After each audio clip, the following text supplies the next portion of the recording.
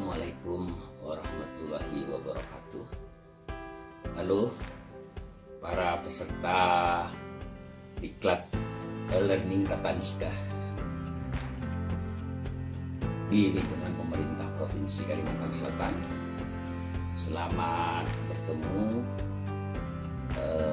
Mudah-mudahan kita diberikan Allah Subhanahu wa Ta'ala, diberikan kesehatan, kemudian rahmat dari Allah Subhanahu wa Ta'ala.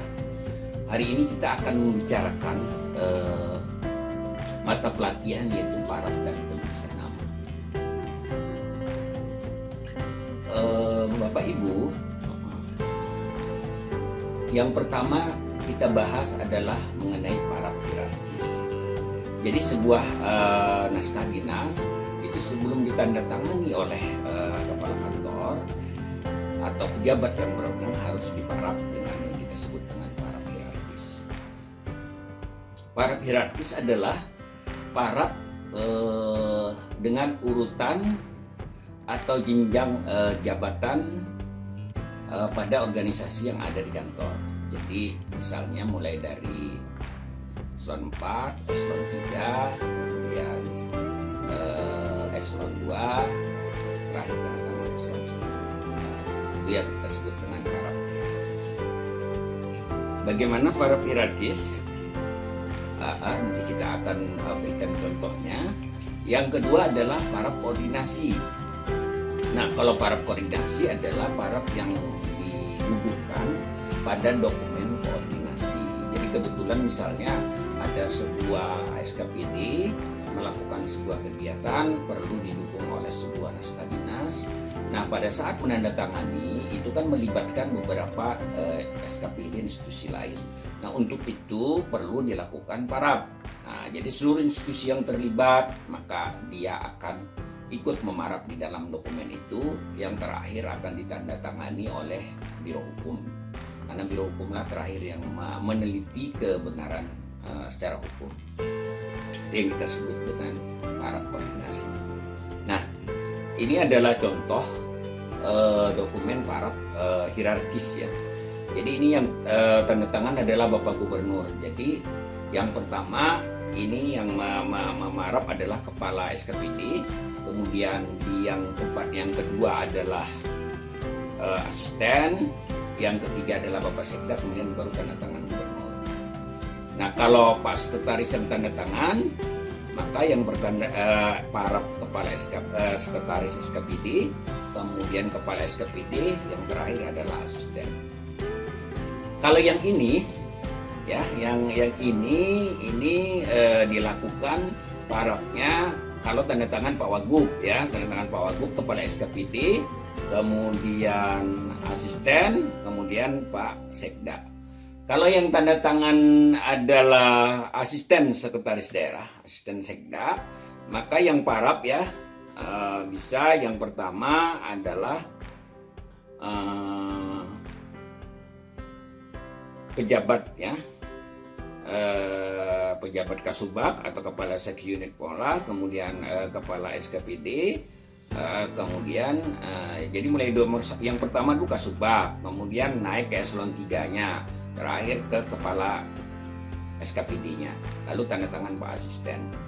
Nah, kemudian bisa juga, nah kalau terjadi di kepala badan ya, ini ya, ini yang harus di kepala badan seperti ini.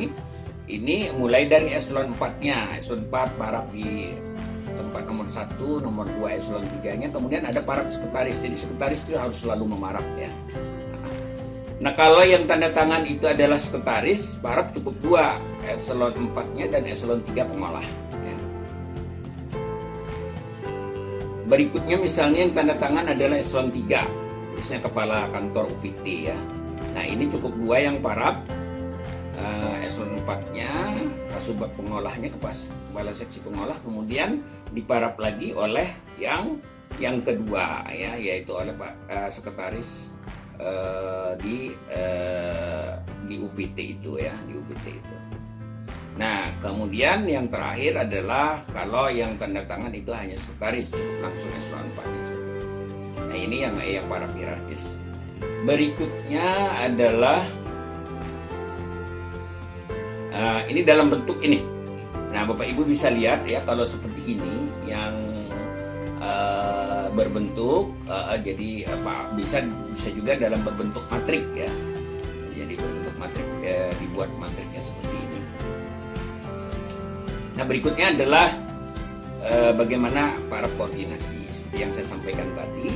Jadi ada stempel yang bentuk segi 4, di bawahnya ditulisi, kemudian kita paraf menjadi seperti ini ya, jadi diparaf. Nah, kemudian bisa juga seperti ini bentuk stempelnya ya, seperti ini bentuk stempelnya ya, Bapak Ibu. Oke. Nah, bagaimana penulisan nama? Jadi penulisan nama pejabat kalau yang tanda tangan gubernur atau wagub di dalam produk hukum itu tidak perlu pakai gelar ya, tidak ada gelar. Nah, tapi kalau di dalam bentuk surat ya, naskah itu dalam bentuk surat bisa dibuat gelar daripada gubernur atau wagub. Tidak juga tidak apa-apa karena ini kan dapat ya. Oke. Yang berikutnya, kalau yang tanda tangan itu kepala SKPD itu wajib mencantumkan gelar, NIP dan pangkat. Bapak Ibu, kira-kira demikian yang saya dapat saya sampaikan mengenai proses paraf dan penulisan nama. Saya mengucapkan terima kasih atas Bapak Ibu sekalian. Nanti Bapak Ibu insya Allah akan mendapat penugasan. Bisa dibuka di kolom penugasan. Bapak Ibu, kami minta nanti membuat contoh naskah dinas yang diparaf, yang ada pembukuan parafnya. Nanti dibuat dalam bentuk file PDF. Detailnya bisa dilihat di dalam penugasan.